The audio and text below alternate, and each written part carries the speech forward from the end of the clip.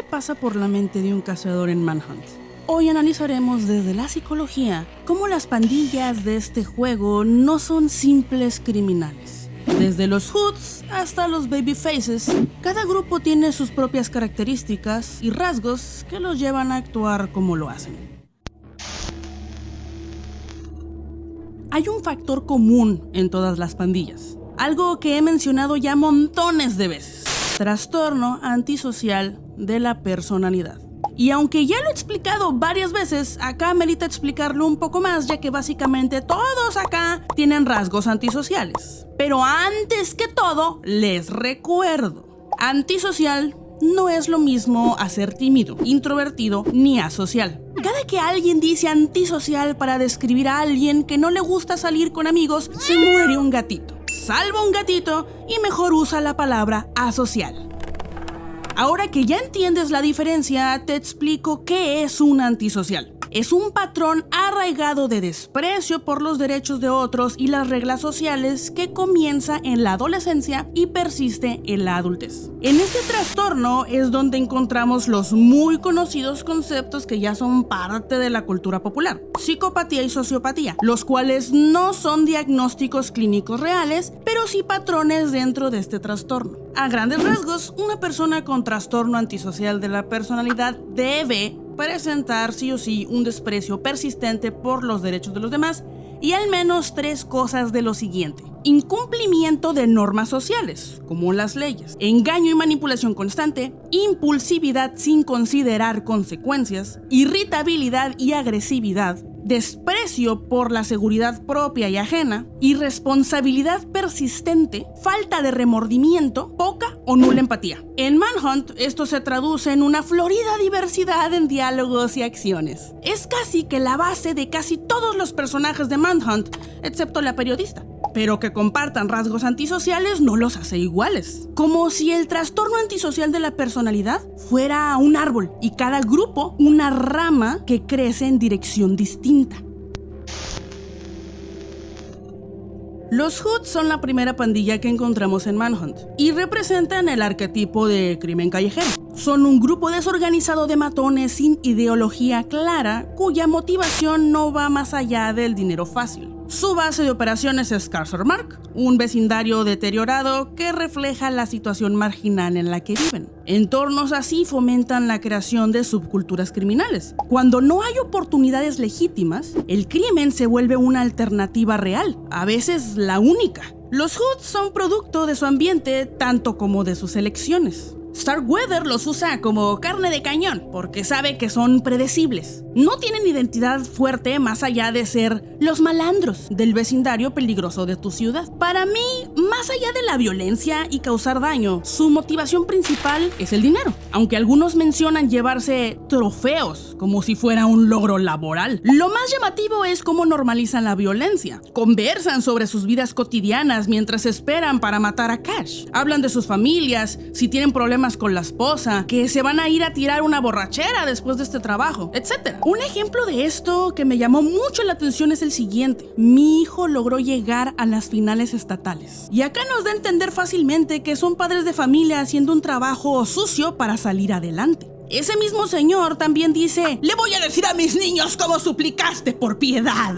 O sea que en su propia familia ya ven con normalidad lo que está haciendo, como si el terminar con vidas humanas a sangre fría fuera otro día más en la oficina. Este mismo sujeto, que es el que parece tener una vida más estable, también menciona que son títeres y le dice a Cash que no se deje manipular por Starkweather para ver si así James le perdona la vida. Además de eso, los diálogos generales de los Hoods revelan una fuerte misoginia. Desde insultar a James con que es una niñita, que prefiere pasar por una cacería que escuchar a su esposa quejarse, o hasta mencionar abuso físico.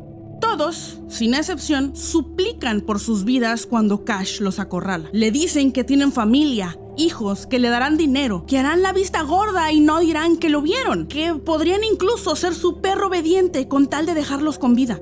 Los Hoods son antisociales, o al menos tienen rasgos muy arraigados, pero también nos muestran un lado muy humano. dentro de lo posible. Según la teoría de la tensión de Robert Agnew, las personas pueden volverse criminales cuando sufren presiones o tensiones emocionales intensas de connotación negativa que no saben manejar. Estas tensiones pueden ser no poder alcanzar sus metas, por ejemplo, no poder tener dinero o respeto, perder algo valioso como un ser querido, su trabajo o una relación, y ser tratados injustamente o con abuso, como acoso, maltrato o discriminación. Cuando alguien sufre este tipo de tensiones, especialmente si no tiene apoyo emocional ni habilidades para lidiar con el estrés, puede reaccionar con enojo, frustración o desesperación. Y esto puede llevarlo a delinquir como forma de escape o venganza con la sociedad. Los skins llevan el trastorno antisocial a otro nivel porque lo mezclan con odio racial. Su estética no deja dudas a que están inspirados en grupos polémicos de la historia. Cabezas rapadas, tatuajes alusivos a cierto evento histórico, ya se la saben. Starkweather los usa como cazadores por el morbo de que un grupo así participe en su espectáculo sangriento y porque sabe que van a perseguir a Cash no solo por dinero, sino porque su sangre no es puramente blanca. Los skins justifican sus actos antisociales como algo necesario, como algo a lo que va acorde a sus creencias, a las que han sido adoctrinados. Ellos no comparten mucho sobre sus vidas, así como los Hoods. Están casi exclusivamente enfocados en hablar sobre lo mucho que desprecian a las personas no blancas. Hay uno que ni siquiera soporta que su mascota tenga pelaje oscuro, así que son albinos. Pero ¿por qué existe toda esta onda de grupos supremacistas y el odio a minorías? En el libro In the Name of Hate de Barbara Perry del 2001 se nos ofrece la primera teoría integral sobre los crímenes de odio. Aquí nos dice que estos actos no son ocurrencias aisladas o aberraciones, sino manifestaciones estructurales de sociedades con desigualdad, miedo y prejuicio no resuelto. La raza, género, orientación sexual y otros aspectos de identidad se convierten en motivos violentos, convierten la situación en una batalla, en un ellos contra nosotros, y buscan suprimir esa diferencia. Quieren homogeneizar la sociedad para sentirse seguros. Mark Austin Walters, en el 2010, escribió un artículo combinando las teorías de Agnew, que mencioné con The Hoods, la de Barbara Perry, y aparte la teoría del autocontrol de Gottfredson y Hirsching. Entonces, según Walters, los crímenes de odio son resultado de una mezcla de frustración socioeconómica, como falta de oportunidades, recesión, miedo cultural, como inmigración, minorías, e impulsividad personal que lleva a pasar de la ideología al ataque físico. Volviendo a los skins, hay tres destacables. Primero tenemos a uno que parece que está con los skins, pero no está tan seguro de que lo que hagan esté bien. Y de hecho, cuando está por ejecutarlo, pide que no lo mates porque él tiene amigos negros. Seguro solo es para zafarse, pero el dejar atrás el orgullo blanco para salvar su vida no va con el pensamiento tan extremista que tienen. Por eso me da la impresión de que está ahí más que nada por un sentido de pertenencia y no por la ideología per se. Luego tenemos al fanático religioso que mezcla racismo con citas bíblicas distorsionadas. Todos sus diálogos, todos tienen algún extracto raro o religioso. Incluso menciona el ayudar a Cash a que el Señor entre en su corazón y que Él le va a ayudar. Y por último, a quien yo pensaría es de los más jóvenes, constantemente menciona a su padre y busca enorgullecerlo. Otra cosa curiosa es que está obsesionado con básicamente arrancar el cuero cabelludo de la gente. A esto se le llama scalping y es un concepto que ha sido históricamente usado como ritual de dominación, humillación y deshumanización, especialmente en contextos bélicos. No creo que este mocoso lo vea como algo ritualístico y en sí solo lo hace porque le enseñaron que es una forma de dominación y él quiere sentir eso. A comparación de los Hoods, ellos al sentirse acorralados no suplican tanto por su vida. En su lugar se ponen agresivos y le dicen a James que qué espera, o le dicen que no es personal, simplemente así son las cosas. Su fanatismo los lleva a morir defendiendo su causa. El fanatismo muchas veces puede surgir de la necesidad de pertenencia, de encajar y estar con gente con quien te identificas. Estos grupos se aprovechan de la marginalización y situaciones de vida vulnerables, suprimen su individualidad y fomentan la dependencia psicológica. Y entonces ahí empieza la polarización. Hay estudios que indican que las opiniones de los individuos se vuelven más extremas al discutirlas con personas de pensamiento similar. Esto termina reforzando ideas radicales que muchos adoptan con tal de ser aceptados. Los War Dogs representan un escalón más de militarización en las cacerías de Manhunt. Este grupo paramilitar está conformado por veteranos de guerra y algunos wannabes de grupos armados. Se diferencian mucho de las pandillas anteriores por su disciplina y organización táctica. Hablan en código militar, así como que dicen Delta y Tango y Killzone y no sé qué, y usan armamento pesado, reflejando un entrenamiento más formal. Pero, ¿por qué un veterano de guerra querría volver a experimentar situaciones de riesgo? Aquí encaja lo que Dave Grossman llamó el síndrome del guerrero, una crisis que ocurre cuando las habilidades bélicas no representan un escape en la vida civil. Según Grossman, el entrenamiento militar condiciona al individuo no solo a matar, sino a encontrar sentido en la estructura de la guerra. Entonces, al volver a casa, ese guerrero queda aislado, sin propósito, y con un sistema nervioso atrapado en modo combate por el estrés postraumático. En ese vacío, algunos llegan a canalizar su agresión hacia el crimen, la brutalidad, el sadismo, ser antisocial.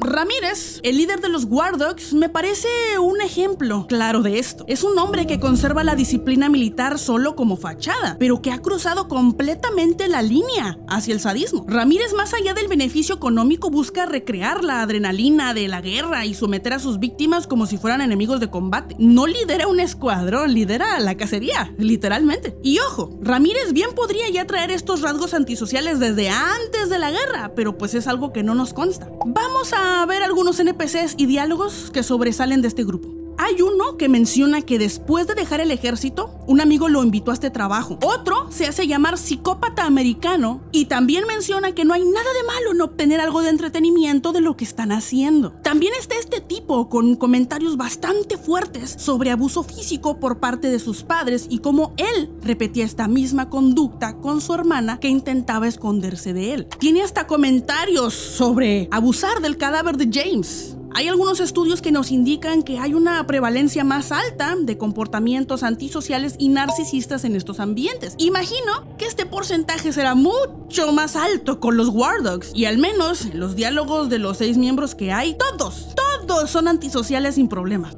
Ninguno de ellos pide clemencia al morir. Todos incitan a Cash a terminar con ellos. No hay miedo, no hay remordimiento, no hay nada. Los War Dogs son un ejemplo perfecto de que el ambiente bélico puede exacerbar psicopatologías preexistentes o desarrollarlas. Y quienes no caen en estas conductas después de la guerra pueden llegar a presentar trastorno por estrés postraumático, dependencia de sustancias y tener muchas dificultades para readaptarse a la vida normal nuevamente. Ojo, no digo que todos. Hay personas que regresan a su cotidianidad y se adaptan muy bien, la mayoría. Pero vaya, esto nos da el mensaje de que servir a tu país también tiene un lado muy oscuro más allá del honor.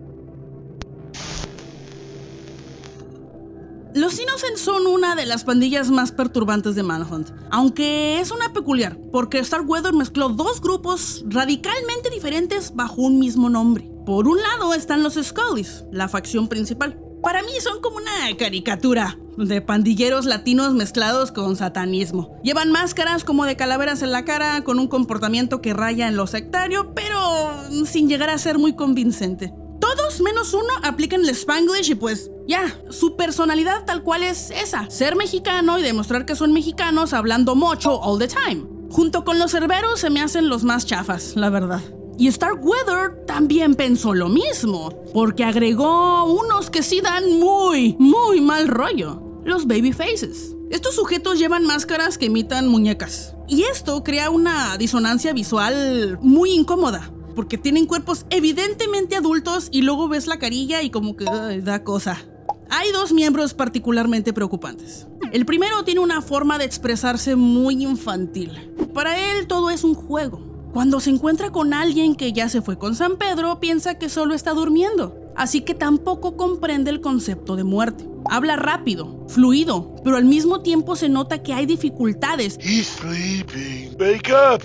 Silly, you can't sleep there. He has ketchup all over his face. You can open your eyes now. Hey, mister. A diferencia de con Pixie, no tiene un lenguaje en extremo limitado. Acá vemos que tiene cero problemas en expresar cómo se siente, en conjugar palabras, hasta canta. Su manera tan característica de hablar podría sugerir hipotonía en los músculos de la boca, o sea, un bajo tono muscular en esa parte, y además macroglosia, que es que la lengua es más grande de lo normal.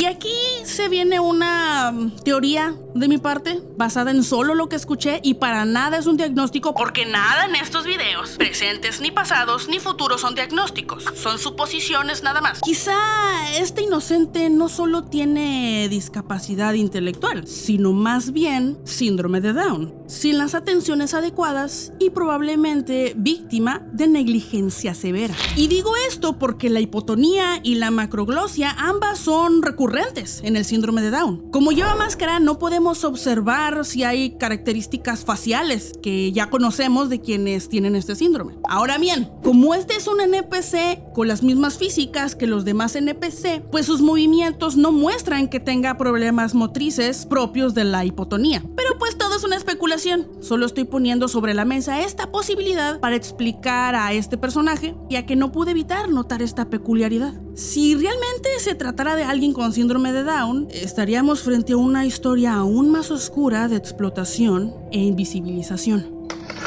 Durante toda la persecución, él usa mucho la palabra nasty o nasty man, refiriéndose a Cash, pero en 2 ocasiones específicamente dice Mr. Nasty, como el tipo que está detrás de toda esta monstruosidad de películas snuff. No hiding in the dark, Mr. Nasty. Who's there? Is that you, Mr. Nasty? No sabemos realmente la intención de pronto introducir exactamente este nombre, pero ahí se los dejo para que formen sus propias conclusiones. Ah, y también este amiguito colecciona ojos. Le falta el color verde, así que cuida tus globos oculares si los tuyos son de ese color. Claramente, este Babyface es una víctima muy fuerte de todo este desmadre. Muy similar a Pixie, pero de manera diferente. Y luego está el otro, llamado Daddy. Y es el peor. El peor de todos. Podría tener un trastorno dirigido hacia niños y constantemente confunde a Cash con uno de sus niños que lo provocan. Tiene comentarios extremadamente manipuladores. Es alguien experimentado y en algún punto este trastorno se hizo comorbilidad con un trastorno psicótico. Menciona que las voces le hacen hacer eso. Sus diálogos sugieren fuertemente en que estos actos despreciables fueron con su propia descendencia. Así que ahora, sin contacto con la realidad, repite una y otra vez cosas que pudo haber hecho en el pasado o que le hicieron, y las proyecta a cualquier persona que participe en la cacería.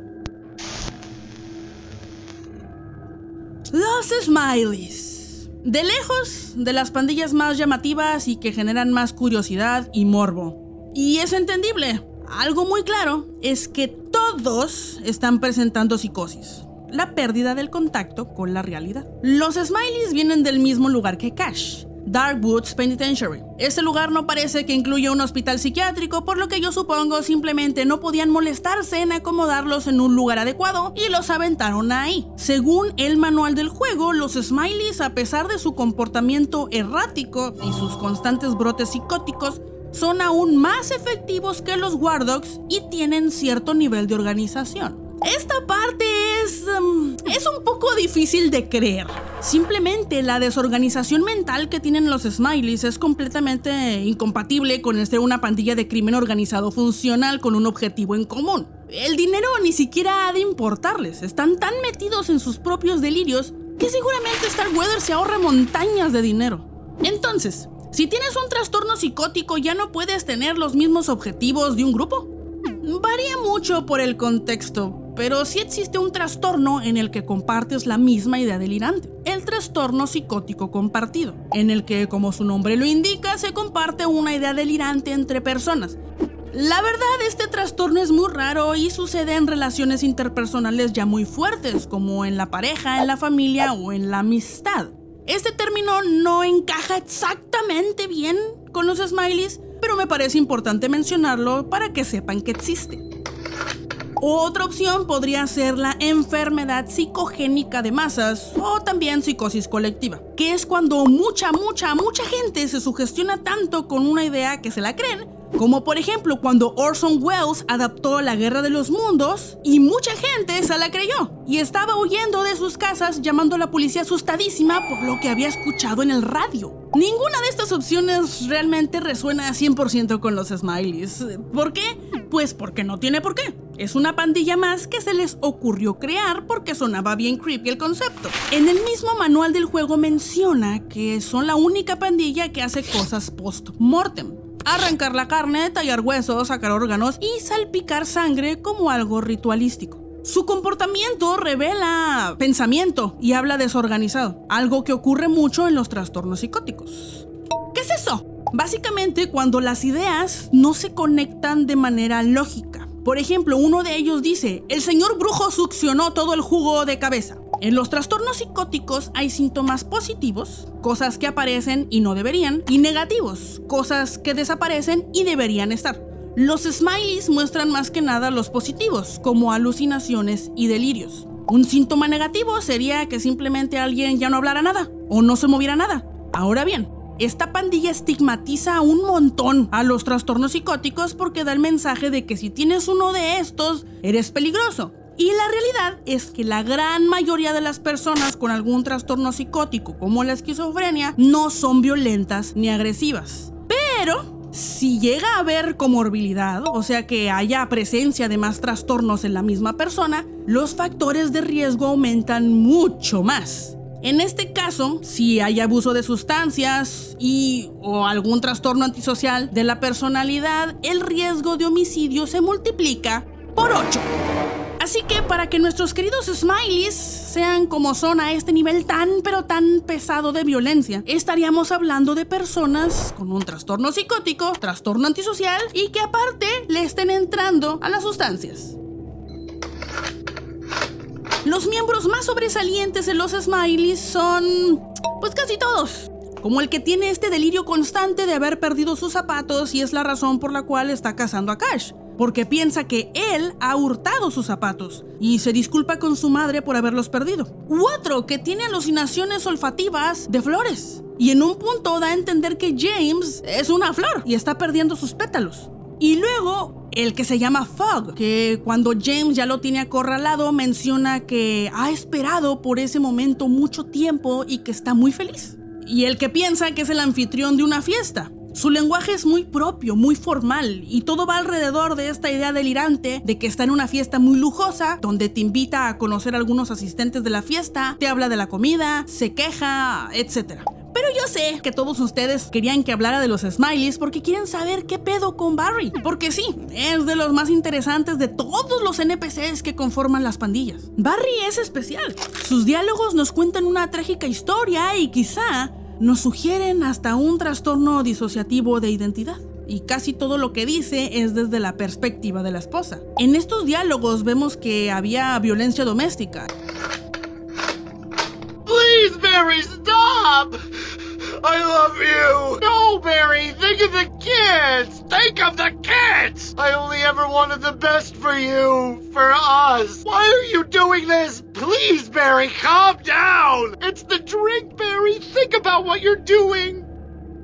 Y si atamos cabos, nos narran lo siguiente. Era un matrimonio excesivamente tóxico. Ambos se trataban muy mal. Barry era un esposo infiel, alcohólico y violento. Y su esposa se la pasaba echándole en cara lo perdedor que era. Barry un día perdió el control y le pegó con una palanca de acero, presuntamente acabando con su vida y, supongo yo, encarcelado poco después. Es muy impactante ver cómo Barry proyecta su vida. No podemos saber si realmente lo que dice en lugar de su esposa haya sido así, porque estamos viendo su versión. Pero me parece que es muy claro que a través de la voz de su esposa intenta justificar sus acciones, que fue el alcohol, que ella no paraba de molestar, que no tuvo otra opción más que golpearla hasta la muerte con una palanca. Realmente Barry se siente culpable, sí, pero no estuvo dispuesto a aceptar la terrible realidad ni siquiera con él mismo.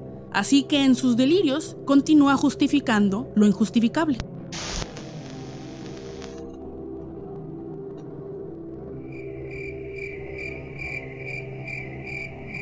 ¿qué haces aquí? Los Cerberus son la pandilla más aburrida de todas. Nomás hablan en código acá militaroso y no dicen nada de sus vidas. Y nomás insultan y se espantan de James. Muchas cosas de lo que dije con los War Dogs se aplican acá, así que no vale la pena extenderme. Siguiente. Los policías y SWAT de Carcer City no son los buenos de la película. ¿Cuántas veces no hemos escuchado un "solo hago mi trabajo, seguía órdenes"? Es la excusa más peligrosa de la historia. Pregúntale a la Gestapo. Estos tipos representan cómo la autoridad corrupta puede convertirse en una máquina de matar institucionalizada. Se encargan de deshacerse de ciertas personas problemáticas, pero la mayoría no parece estar enterado de lo que realmente está pasando. A veces escuchamos comentarios en ambos grupos que indican que sospechan algo, que no es normal lo que están haciendo. Creo que el mayor problema de estas figuras de autoridad es cómo ven a las personas. Y hablan de ellos como si no fuesen humanos, como si solo fueran despojos, molestias. Y otros hasta se emocionan porque ya hacía mucho tiempo que no hacían hobo hunt, una forma muy despectiva de decir que van a cazar vagabundos. Casi como si fuera un deporte, un entretenimiento. Deshumanizan muy fuertemente a estas personas vulnerables y parece que han olvidado que su función es proteger a las personas vulnerables. Hay dos experimentos que nos pueden ayudar a entender un poquito mejor esto. El primero es el de Milgram, en donde quisieron medir qué tan dispuesta estaba la gente para obedecer órdenes de una autoridad, aun cuando estas órdenes entraran en conflicto con su conciencia personal. Se reclutaron a 40 personas que harían de maestros. Cada que el alumno diera una respuesta incorrecta, ellos podrían mandar un choque eléctrico que iría en aumento conforme más respuestas equivocadas tuviera.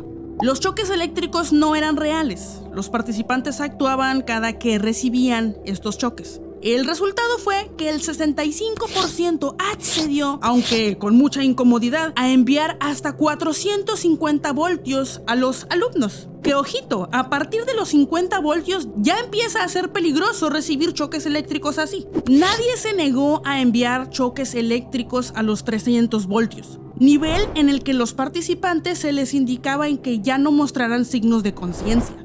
Nadie se negó. Nadie. Este mismo experimento lo aplicaron de forma similar en otras universidades con resultados de entre el 60 y 66% a favor de enviar cantidades insanas de electricidad a otra persona porque se los dijo la autoridad.